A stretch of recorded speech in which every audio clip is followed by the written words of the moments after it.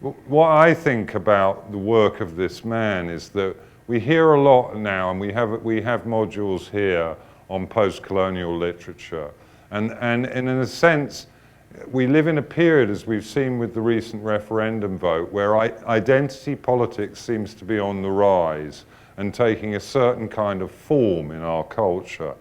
And I think that, you know, what Amit's work does is to really bust a lot of those paradigms. This is not work that comfortably sits in a kind of post-colonial thing or anything like that. What I think his work represents, and he's a very fine novelist indeed, and an extremely fine essayist and thinker about literature, what his work exemplifies is somebody who views the canon as everything. That there isn't a form of canonical literature that makes you cleave to one culture or another, but that the individual writer, you know, there's a marvelous fragment by Borges called Kafka and His Precursors. And I think Amit is a writer like that. Amit is a writer who emerges of such force and power in his thought about here and there, about the other and what identity is, that he creates an affinity between other writers that you weren't aware of having existed before. So he's a kind of primus inter pares in this sense. He's written a lot about Calcutta, a city that fascinates me, I have to say. I'm not entirely sure what he's going to be talking about this evening, but I think it's loosely connected to your last book, so it is a consideration in part of the nature of place and culture in the modern era. So I'm going to shut up now because I'd love to hear what he has to say. Amit Chaudhuri. Thanks, Will. I mean, that was fantastic. I hope it was recorded because I'm going to use that. Anyway, no, I don't have a clear idea about what I'm going to say, mainly because I was asked to speak about cities. I thought that's the kind of theme of cities, yeah. So I made some notes over here this morning, and I'm going to try and remember what it was I was thinking of when I made the notes. I see the first thing that I've written here is East and West. So this, in fact, in a way kind of fits in with what you said earlier. My experience of cities is, so this is quite an ambitious talk, so not easy to finish in 20 or 25 minutes, but I'll try. My experience of cities over the years, over the decades, and I'm a big city person. I was born in a chaotic metropolis, Calcutta, and I grew up in another very big city, Bombay, and then moved to London as an undergraduate, and then went to Oxford. Oxford is the only non-city but that I've lived in, but I like it because it's more city-like among non-cities and among sort of university towns than say, for instance, Cambridge, which I really hated, where I was there for a couple of years. But you know, my experience of cities is to dismantle this idea, or dismantle this idea of the usefulness of this category, these categories East and West, which in a sense, whatever synonyms you find for those words, we're kind of stuck with those categories, it seems, and it's very difficult to get out of them. The moment you're in a Western city, some kind of subliminal part of you is thinking, I'm in a Western city, when you're in a so-called Eastern or non-Western city, then some part of you is responding to things thinking, I'm in the East, or I'm in the third world, whatever the term is, or I'm somewhere foreign, but this foreign place is warm and hot, etc. My experience of urban life is to look at the configuration in a slightly different way. It has forced me to rethink this kind of dichotomy. I want to quickly think of this term which we've been sort of, in a way, saddled with, third world, other terms, third world and first world.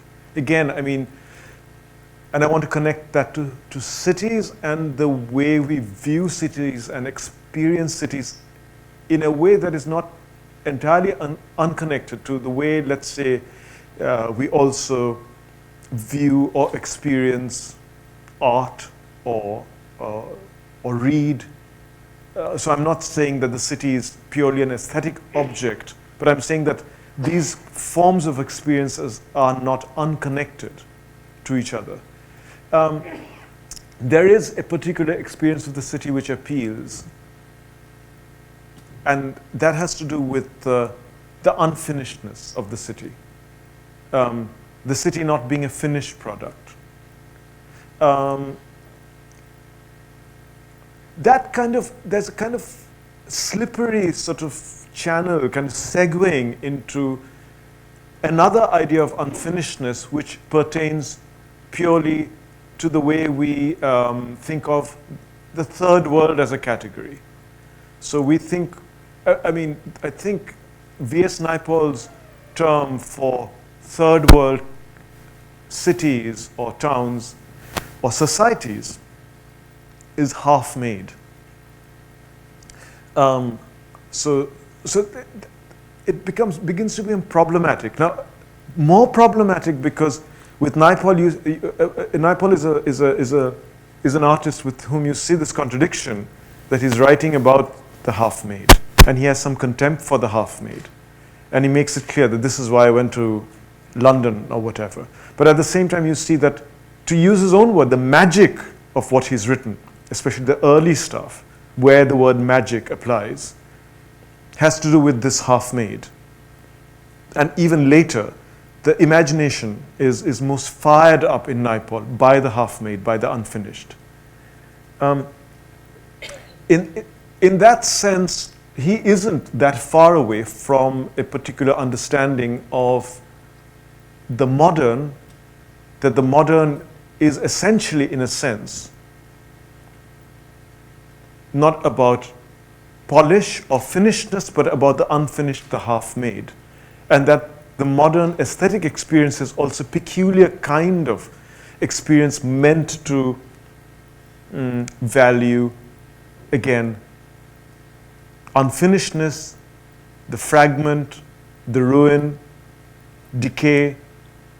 So it seems that the modern, oddly enough, has to do with this contradictory excitement in maybe dereliction or unfinishedness. The discussion becomes complicated when we go to the third world and we confront dereliction, and we are not sure of what we are looking at.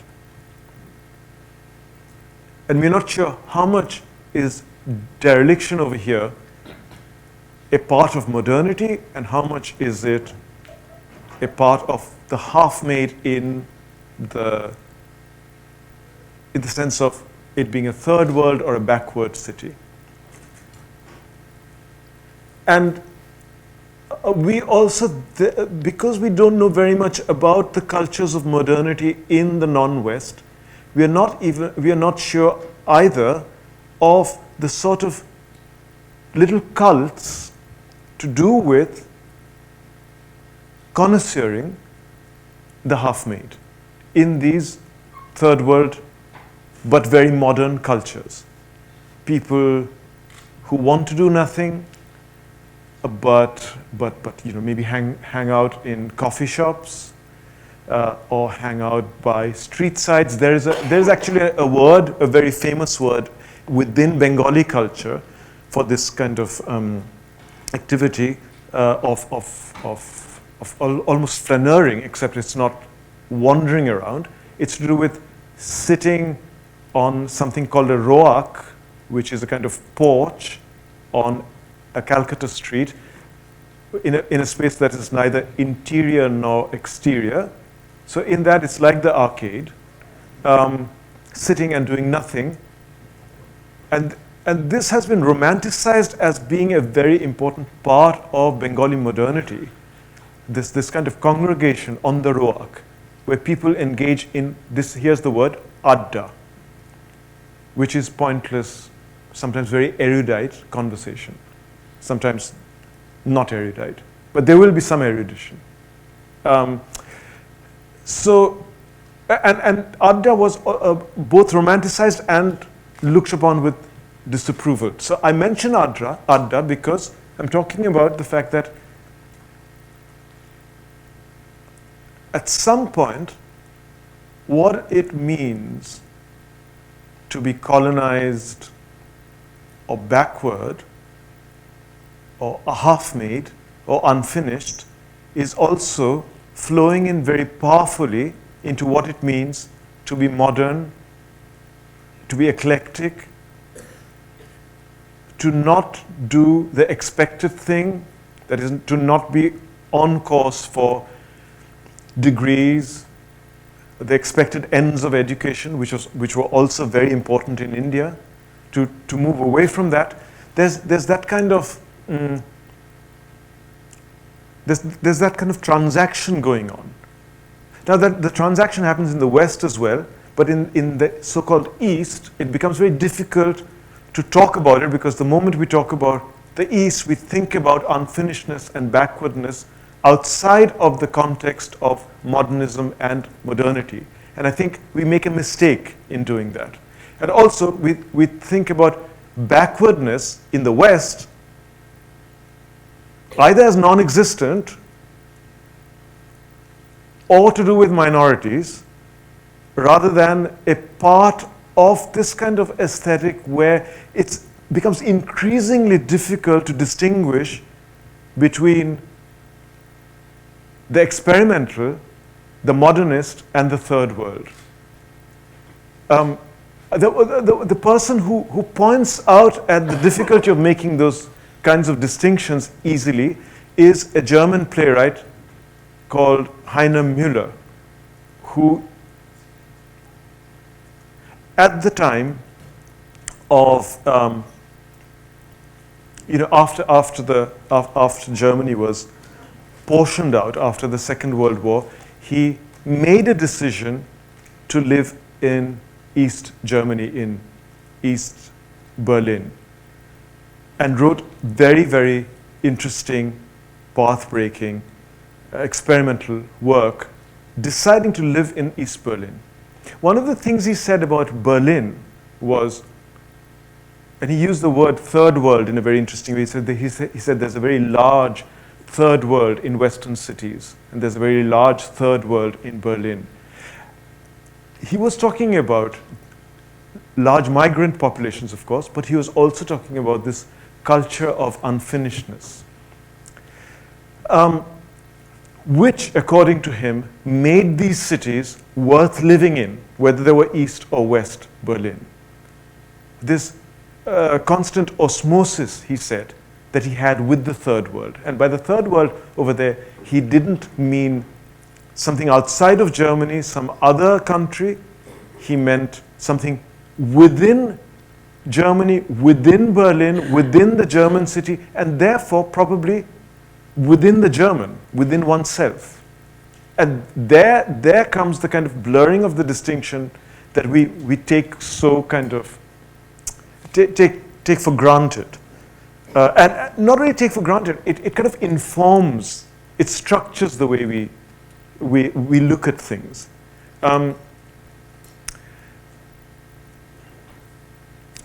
I should say over here that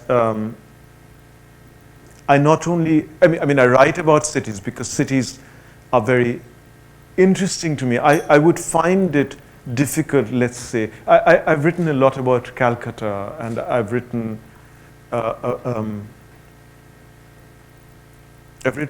Oxford as well. I've written about London in my last novel. I've never written about a city like Dallas, for instance, or Atlanta city. So I want to make a distinction there. And I also want to just add over here that writing about cities and experiencing cities in certain ways has made me also active in this quixotic campaign that I began last year in trying to save some of the residential houses of South Calcutta from coming down. And these residential houses of South Calcutta, I argued, are important, but they are not heritage houses. So they are not heritage buildings. And yet they're being destroyed. So I want to say a word about these houses because they'll help me speak and elaborate further on what I'm talking about here as to why the categories of East and West are useful only to a point. We know that Calcutta is a completely modern city in the sense that there was no such city before the British came along and something happened over there. And what happened is only sort of partly a British phenomenon. It's mainly a Bengali phenomenon. And when I say Bengali, again, what is the Bengali? Where the hell did the Bengali come from? The Bengali, again, is almost synonymous with modernity. The Bengali is an Arabist, come out of nowhere, and is a fully fledged modern, has no history, so to speak of, you know. So, you know, when you're looking for ancient India, you do not look at the Bengali. You know, you do not, that's not where you go. You might go to the Mahabalipuram frescoes and caves and other places, and you could go to the Taj Mahal for Mughal India, but you do not go to the Bengali for history, or history in that sense. You go to the Bengali to look at the emergence of history out of nowhere in the last 200 years. And naturally, therefore, you have a city with buildings and streets which are completely new, which are completely modern, but also look old. And of course, this is one of the features of modernity, of the industrial city, that they gather history very, very quickly. I mean, the grime and the effects of industrialization are such that houses, buildings, streets seem to become very quickly historical.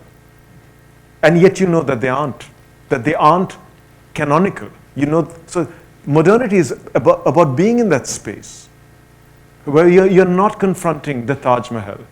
You're not confronting the man with the turban. You're not confronting some ancient temple or monument. You are confronting history in a different way. It's become historical very soon, very quickly, and yet it's new. And this is the paradox of Calcutta and the paradox of modernity, which I think excited me. So I would say there are three kinds of buildings. There are the colonial buildings, which are built by the British. There are the buildings of North Calcutta, the old town, which were built by landowners and landowners who by the late 18th century knew Calcutta is where it's happening. We should go there and we should build big mansions over there. And then there are the buildings which came of the residential houses, smaller ones, which can't be called mansions, which came up in South Calcutta, came up in the 20s, and have a kind of, have certain features that they share in common, which I call family resemblances. So, slatted green windows, for some reason green, I don't know why, green slatted windows, red oxide stone floors, open rooftop terraces, ventilators carved on the side of the walls, round knockers on the doors, etc., long verandas, peculiar houses, because I mean, some of those elements must have come in with the French. Some were Bengali. Remember, the word bungalow comes from Bangla, which means Bengal. Some are from the British. But it's a peculiar mix of these features which create these family resemblances in these houses of South Calcutta. But the other funny thing is that you go to a street and you do not see two houses which are identical. So each house is built along different lines, but they all share these family resemblances. I really haven't seen anything like it. These houses are coming down. And some of them will also have Art Deco features, like semicircular balconies, porthole-shaped windows, etc. I call the style Bengali European.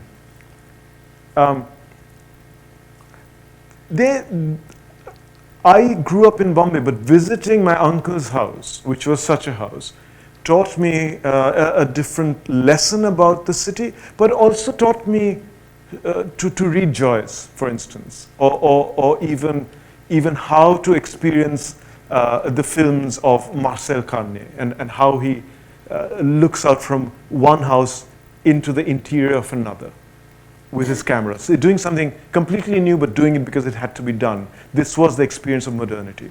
So basically what this means is that I cannot club cities together, or my experience of cities together, along the lines of East and West. I can't do it because different kinds of contiguities and meeting points exist in my head because of my experience of these houses. So when I go to certain cities, I encounter these meeting points, and when I go to other cities, I don't. I suppose I've spoken about the houses. The other thing would be to do with the contradictory nature of modernity, which is a particular kind of addiction. So it doesn't very much exist anymore, or maybe it does. Maybe some variations do, and also packaged versions of it too.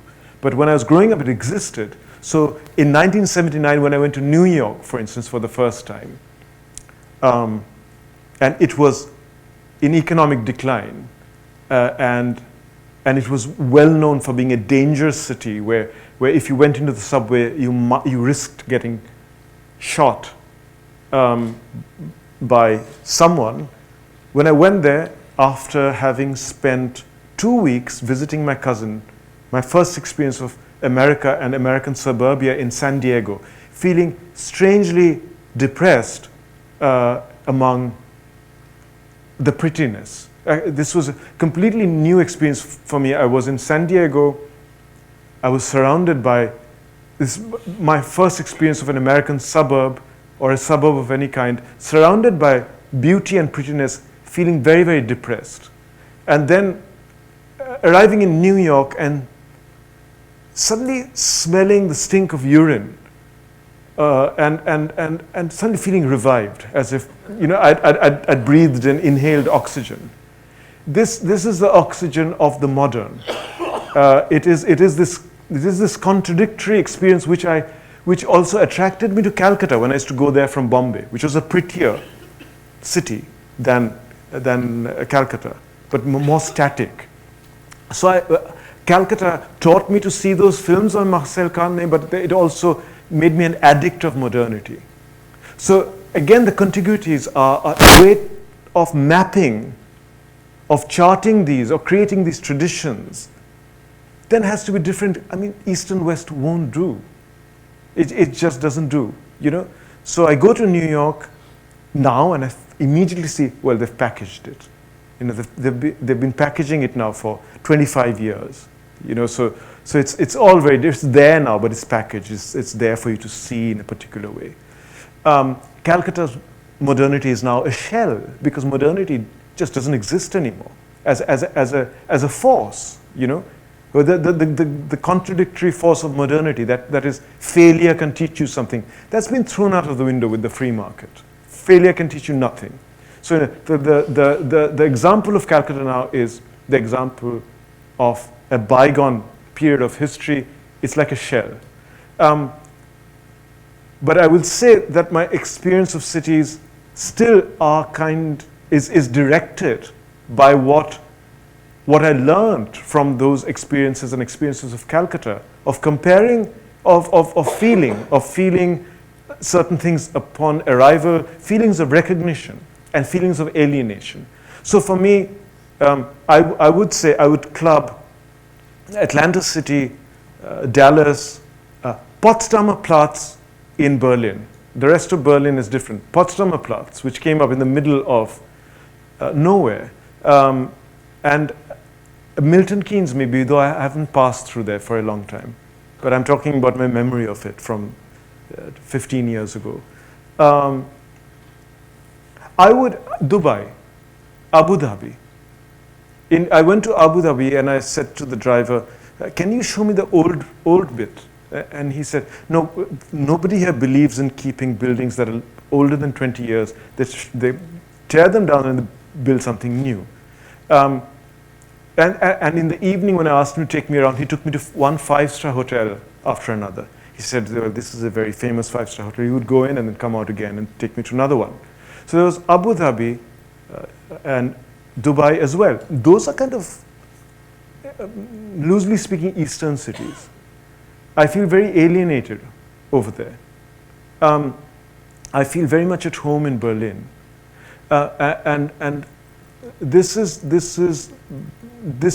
why I've had to revise my kind of, this is why my faith in these categories, or my faith in my own understanding of these categories has kind of has diminished, really. I feel I don't understand these categories anymore, and that I need to have different ways of mapping my experience of cities, and what to me is important about them and what to me is alien about them. So that's it, I'm afraid.